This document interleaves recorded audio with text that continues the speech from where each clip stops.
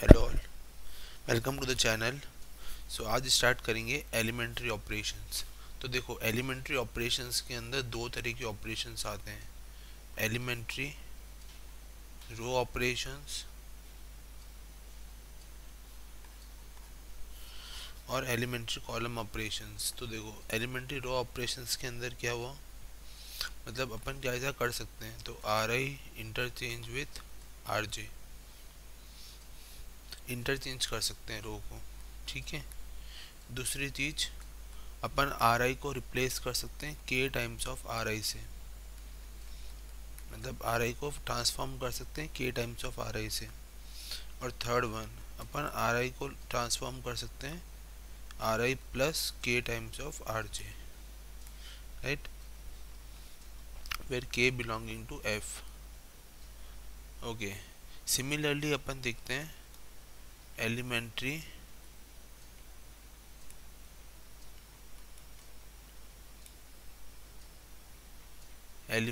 Column operation, right. Elementary column operation के अंदर अपन क्या कर सकते हैं, C I tends to interchange with C J, और दूसरा C I tends to K times of C I, और third one C I tends to C I plus K times of C J, right. अब बात कर लेते हैं एक्केलन form की, जिसको अपन एचेलन फॉर्म भी बोलते हैं, एक्केलन फॉर्म। सो ये एक्केलन फॉर्म होता क्या है, right.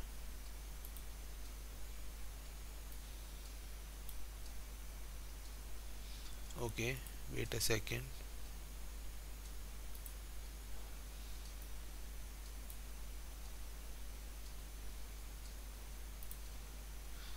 Okay, so echelon form,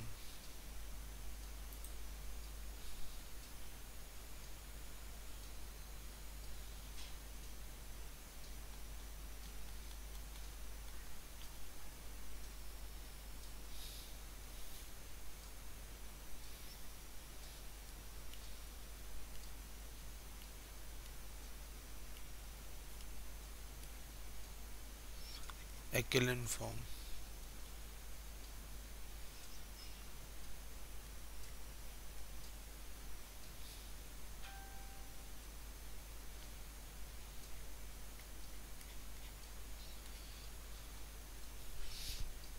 तो देखो, इसकी प्रॉपर डेफिनेशन देखते हैं। A matrix over a field F, over a field F is said to be in echelon form, is said to be in echelon form। देखो, अगर कोई भी matrix कब echelon फॉर्म में कहलाएगी, तब कुछ पॉइंट्स सेटिस्फाई होंगे। देखो कौन कौन से पॉइंट्स हैं। पहला पॉइंट है कि ऑल द जीरोज, जितने भी जीरोज हैं उनको हमेशा बॉटम में होना पड़ेगा, राइट। दूसरा पॉइंट है लीडिंग नॉन जीरो एलिमेंट, मतलब जो भी नॉन जीरो लीडिंग एलिमेंट है इन अ नॉन जीरो रो,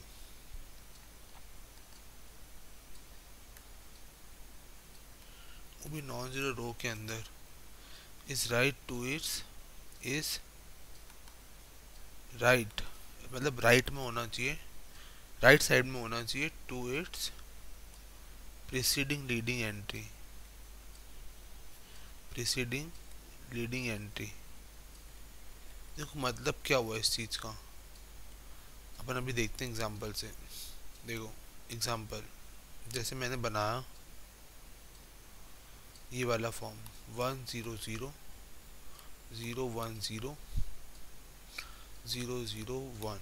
तो अब देखो यहाँ पे क्या हुआ, जो भी नॉन जीरो रो थी, जैसे ये नॉन जीरो री थी, नॉन जीरो रो थी, तो इसके लीडिंग नॉन जीरो एलिमेंट क्या हुआ, राइट में प्रेजेंट हुआ, राइट। इसके राइट में, जैसे ये लीडिंग नॉन जीरो रो थी, इसके राइट में, सिमिलरली इसके इससे राइट में, तो मतलब इस तरीके से प्रेजेंट। और दूसरा ऑल द जीरो रो तो एक है भी नहीं इसमें, तो कोई बात नहीं, जीरो नहीं है तो भी चलेगा।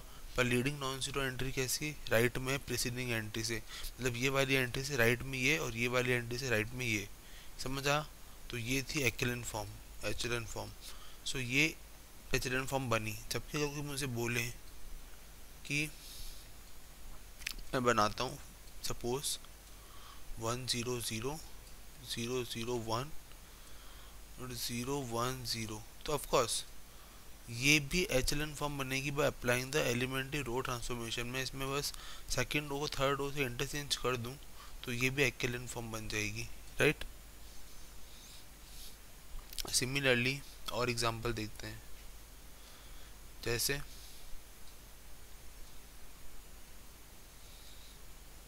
1 0 0 0 0 0 0 1 0। अब देखो ये वाली जो है ना,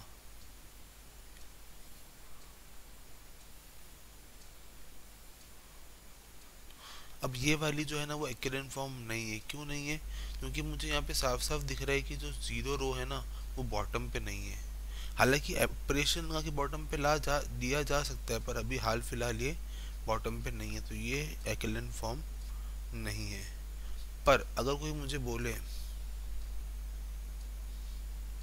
कि सपोज मैं ये वाली फॉर्म लूँ 1 0 0 0 0 1 और 0 0 0, तो ये बिल्कुल एक्लेन फॉर्म है। क्यों?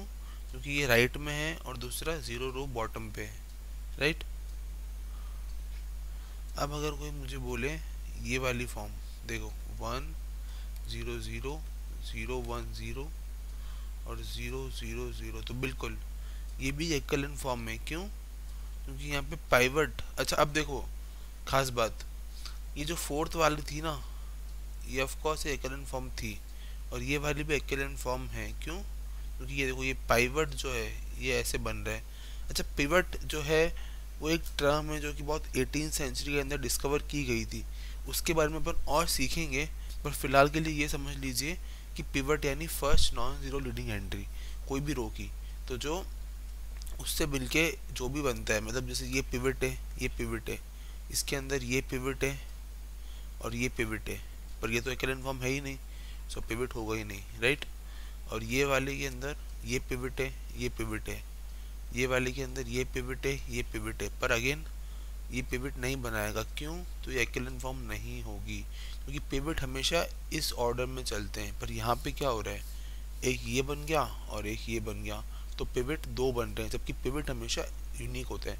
तो हमेशा ध्यान रखो कि ये एक्लेन फॉर्म नहीं होगी, राइट। इस केस में क्या होगा, ये पिवट है, ये पिवट है और ये पिवट है, एक साथ ऑर्डर बन गया, राइट। सो ये थी एक्लेन फॉर्म के बारे में कुछ जानकारी। अब देखते हैं कुछ और इम्पोर्टेंट नोट। देखो नोट क्या है कि नॉन जीरो रो जो भी होती है ना एक्लेन फॉर्म के अंदर, non zero row in echelon form are linearly independent, मतलब नॉन जीरो रो जितनी भी होगी ना वो एल रो होगी, राइट। दूसरा पॉइंट, जीरो रोज जो भी होगी एक्लेन फॉर्म में, जीरो रोज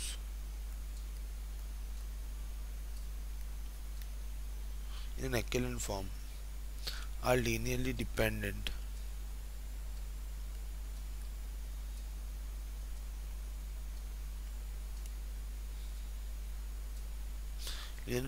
होगी, ठीक है। फिर अब देखो एवरी मैट्रिक्स, ये चीज ध्यान रखो sorry, every matrix can be convert to echelon form. देखो कोई भी जो मैट्रिक्स होती है ना, जरूरी नहीं है कि वो एक्लेन फॉर्म में हो हमेशा, पर उसको हमेशा कन्वर्ट किया जा सकता है एक्लेन फॉर्म में। कन्वर्ट टू एक्लेन फॉर्म या echelon form by elementary row operations. Elementary row operation लगा के उसको एक्लेन फॉर्म में कन्वर्ट किया जा सकता है। Elementary row operation, right. चौथा point, equivalent form is not unique. देखो मोस्ट इम्पॉर्टेंट थिंग कि एक्विलेंट फॉर्म जो है वो यूनिक नहीं होती है। मतलब किसी एक मैट्रिक्स की दो भी एक्विलेंट फॉर्म हो सकती है, यूनिक नहीं होगी, क्योंकि किसी भी जो लीडिंग नॉन जीरो रोज है वो राइट में हो सकते हैं मोर देन वन मैट्रिक्स के, और दूसरा जीरो रोज बॉटम में कितनी भी अलग अलग मैट्रिक्स की हो सकती है। तो एक्विलेंट फॉर्म यूनिक नहीं होती है, राइट। अब देखते हैं एक और इम्पॉर्टेंट कंसेप्ट जो कि है रिड्यूस्ड एक्विलेंट फॉर्म। देखो अब रिड्यूस्ड कब कहेंगे, देखो डेफिनेशन समझते हैं। A matrix A over a field F, देखो हमेशा अपन फील्ड एफ लेके चल रहे हैं, ये चीज इंपॉर्टेंट है, right. Is said to be in reduced equivalent form, in reduced equivalent form, इसको मैं शॉर्ट में लिख रहा हूँ आर ई एफ। इफ देखो अगर क्या क्या कंडीशन है, देखो ए जो है अगर वो एक्विलेंट फॉर्म में है, एक्विलेंट फॉर्म में होना मतलब वही जो अपन ने भी सीखा है कि leading non zero entries right में होनी चाहिए और zero at rows at the bottom होनी चाहिए, वो एक्विलेंट फॉर्म में। और दूसरा all leading non zero entries, अब देखो ऑल लीडिंग देखो नॉर्मल एक्विलेंट फॉर्म में क्या होता है कि लीडिंग नॉन जीरो एंट्रीज कुछ भी हो सकती है, पर रिड्यूस एक्विलेंट फॉर्म के अंदर हमेशा नॉन जीरो एंट्रीज जो है वो 1 के बराबर होगी, राइट, 1 के बराबर होगी। और थर्ड इंपॉर्टेंट पॉइंट कि एनी कॉलम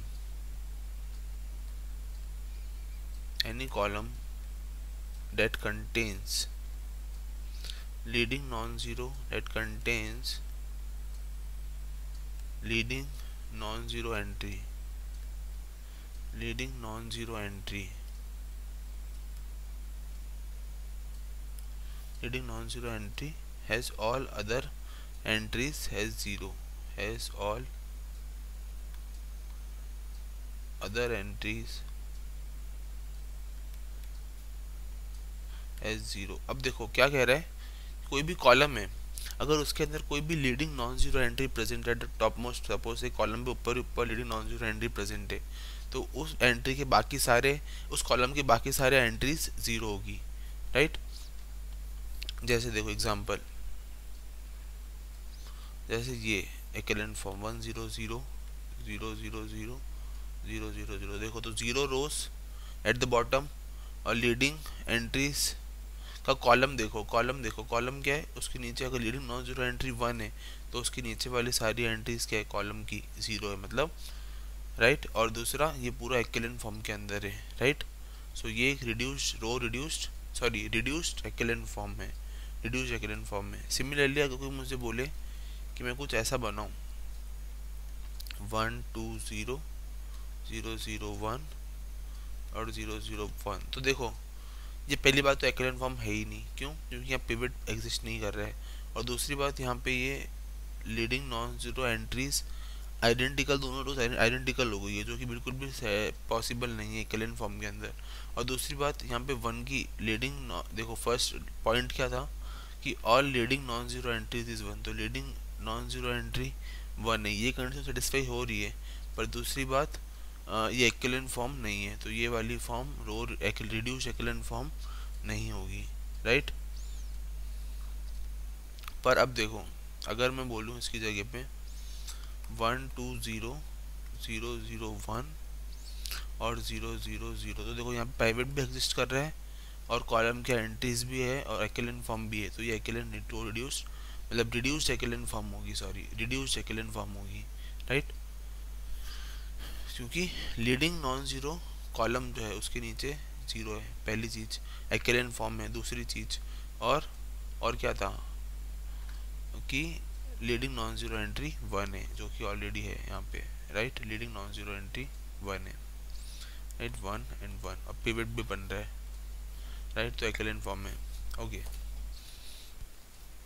अब देखो इम्पोर्टेंट नोट, अगेन कुछ इम्पोर्टेंट बातें हैं जो जाननी ज़रूरी है। क्या, देखो फर्स्ट पॉइंट, अगेन वही कि non zero row of reduced echelon form, reduced echelon form are L I होते हैं, ठीक है, नॉन जीरो रोज। दूसरा, any matrix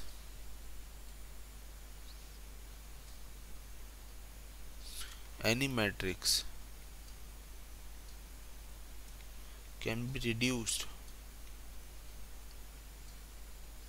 to reduced echelon form by elementary row operations।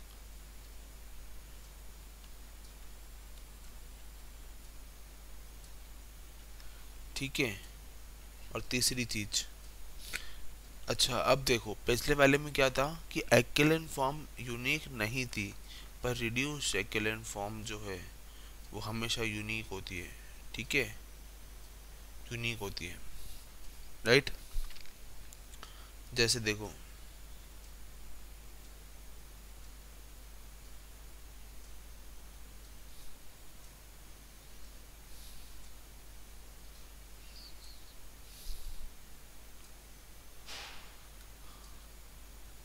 कि अगर मैं एग्जांपल लेके चलूं 1 2 4 7, right,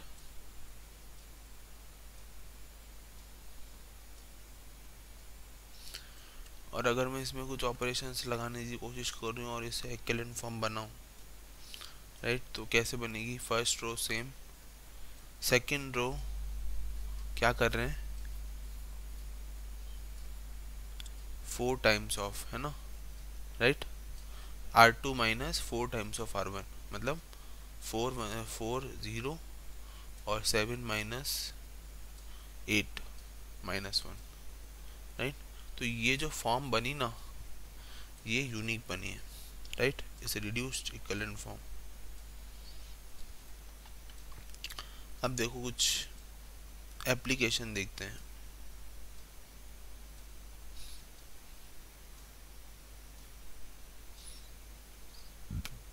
sorry, application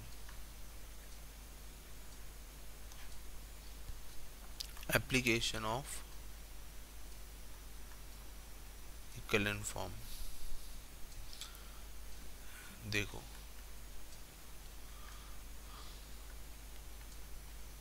Rn over R suppose, और मैंने V को लिया span of V1 V2 up to Vn। अब अपने को बोला है कि क्या फाइंड करना है, to find the dimension of W, sorry ये W है, ओके, ये W है, तो dimension of W find out करना है।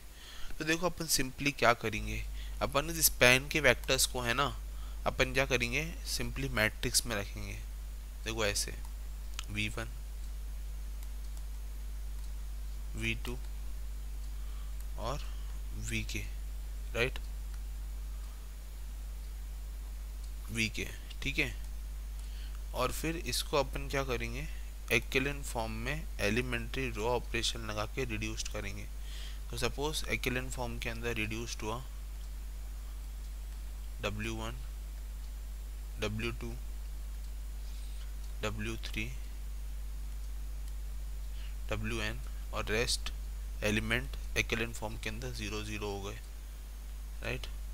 तो ये जो मैट्रिक्स बनेगी उसके अंदर m WM है, ये WM, सो m तो Li रोज हो गई, राइट, और ये n क्रॉस n की मैट्रिक्स बनी, तो मतलब इसकी डायमेंशन भी क्या हो गई, डायमेंशन भी m हो गई, जितनी Li रोज उतनी ही डायमेंशन। और अगर कोई मुझे बोले कि बेसिस क्या बनेगी विद रेस्पेक्ट टू W, तो वो बनेगी V1 V2 up to Vm, मतलब जहाँ तक डायमेंशन आई थी ना वहाँ तक उसका ओरिजिनल वेक्टर्स का combination in the ordered form, that this is called the basis of the that matrix, right? So ये मैट्रिक्स का बेसिस बन जाएगी। अब बात करते हैं गेट की क्वेश्चन की। देखो क्वेश्चन है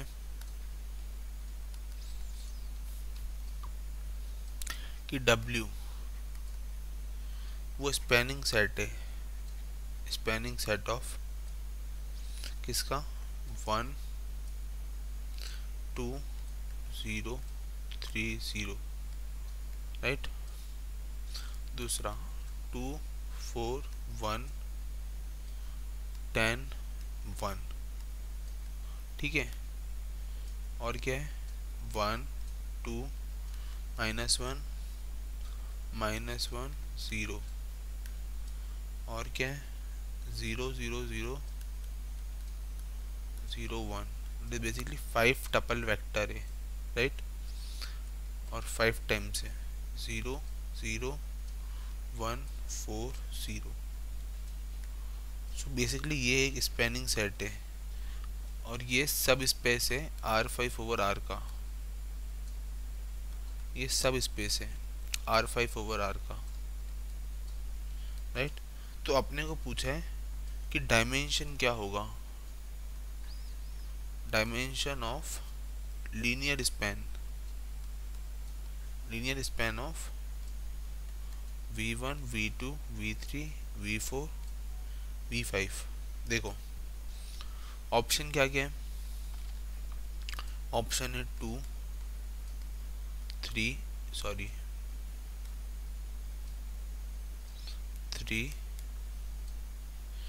4 और 5। अब देखो ध्यान से करना क्या है, क्वेश्चन के अंदर बहुत सिंपली से अपन को स्पैनिंग सेट एक स्पैन W गिवन है और वो बोला है कि वो W जो है वो सब स्पेस से R5 ओवर R का। अपने को इसमें कुछ भी नहीं करना है, देखो बहुत सिंपल है। अपने को क्या करना है, सबसे पहले इसकी मैट्रिक्स बनानी है और उस मैट्रिक्स को इक्विवेलेंट फॉर्म में रिड्यूस करना है, राइट, इक्विवेलेंट फॉर्म में कन्वर्ट करना है। सो उसके लिए एलिमेंट्री ऑपरेशंस लगाने होंगे। तो देखो मैट्रिक्स कैसे बनेगी, सिंपली जो टपल वेक्टर से टपल से उनको मैट्रिक्स फॉर्म में लिख दो। First tuple first row 1 2 0 3 0, right. Second tuple second row 2 4 1 10 1 1 2 -1 -1 0 0 0 0 0 1 और 0 0 1 4 0, राइट। तो ये अपना टपल है, ओके। ये टपल्स को अपन ने मैट्रिक्स में लिख दिया, ए मैट्रिक्स में। अब बेसिकली क्या करना है, इस ए मैट्रिक्स के ऊपर अपने को ट्रांसफॉर्मेशन लगाना है। तो देखो ट्रांसफॉर्मेशन क्या लगने वाले हैं, R2 tends to R1 minus R2 minus 2R1, right. और दूसरा ऑपरेशन क्या लगने वाला है, R3।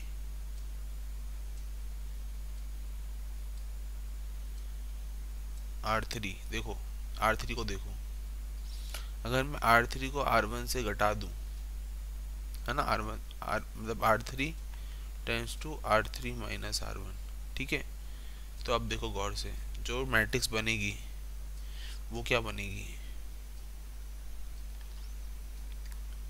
1 2 0 3 0 0 0 -11 4 1 0 0 -1 -4 0 और 0 0 0 0 1 और 0 0 1 4 0। देखो एक बार तो ये मैट्रिक्स बन गई, ठीक है। फिर क्या करा, फिर से ऑपरेशन लगाओ। देखो ऑपरेशन क्या लगेगा, R3 tense to R5 plus R3। देखो R5 और R3 0 0 0 0 और 0। तो उससे क्या होगा कि जो मैट्रिक्स है ना, देखो छोटे छोटे लिखते हैं। देखो 0, अपन R3 पे ऑपरेशन लगाना है, मतलब R2 एज इट इज़ है, R3 पे ऑपरेशन लगेगा, है ना। तो ये क्या बन जाएगा, 0 0 0 0 0, राइट। और R4 एज इट इज़ है, और R5 एज इट इज़ है, राइट। तो ये बन गया मेरा R3 ऑपरेशन। अब वापस से क्या करना है, ऑपरेशन लगाना है। अब देखो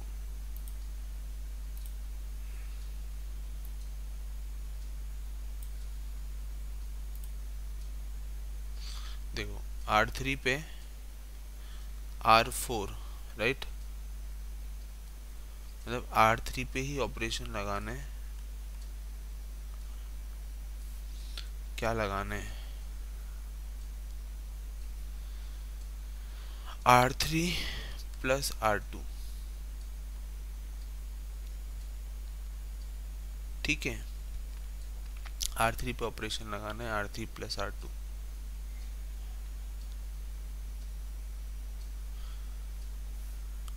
नहीं, वेट,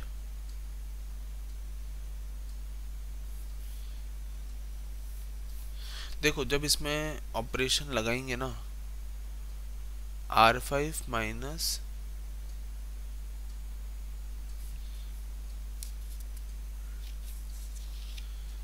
वेट, सो यहाँ पे एक छोटी सी गलती हुई है। ये जो -11 नहीं है यहाँ पे,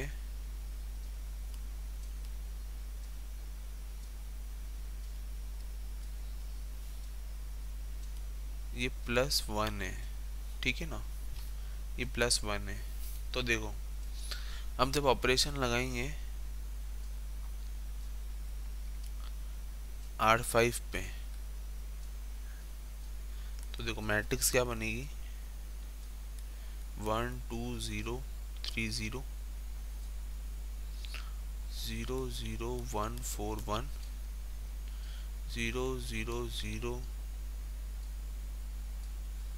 0 1।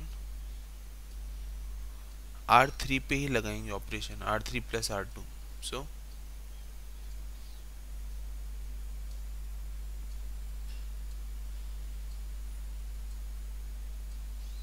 सो यहाँ पे क्योंकि +1 था तो पिछले वाला ऑपरेशन अपना थोड़ा सा गलत हो गया, ये -1 -4 और 0 था, राइट। सो यहाँ पे 0 0 0 0 1 और 0 0 0 0 0, राइट। जब R5 प्लस R3 का रहा था तो ये 0 होगा, राइट।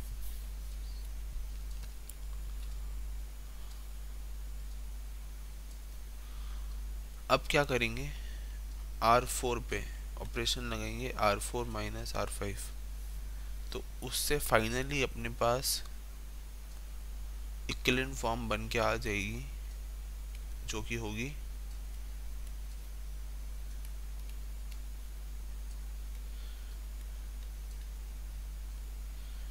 0 0 0 0 0 0 0 0 0 0। तो मतलब बेसिकली 3 जो है LI रो आ गई, मतलब जो पूछा था क्वेश्चन के अंदर, तो डायमेंशन ऑफ W जो है वो 3 हो गया। और उसके रेस्पेक्ट में जो बेसिस बनी ना, वो बेसिस बनी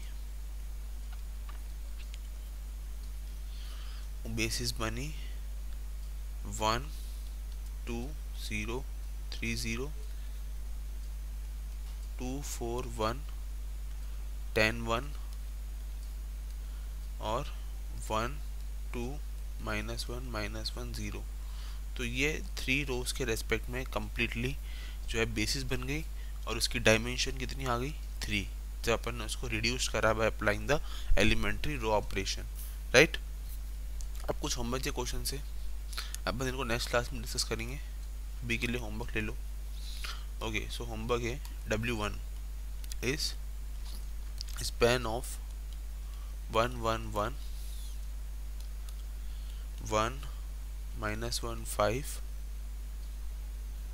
1 2 3। इसमें डायमेंशन ऑफ W1 और with respect to beta, sorry W1 के रेस्पेक्ट में बेसिस बीटा फाइंड आउट करनी है, राइट। और W2 is span of 1 1 1 1 2 3 2 -1 1, right. और इसके रेस्पेक्ट में डायमेंशन W2 और beta basis with respect to W2। मतलब ऐसी कौन सी बेसिस के ऊपर Li रोस मिल रही है, वही जो बेसिस होगी इनिशियल, वो बेसिस हो जाती है। इनिशियल टपल्स जो होते हैं वो बेसिस बन जाते हैं simply. Okay, and W3 is span of 1 1 1 1 2 3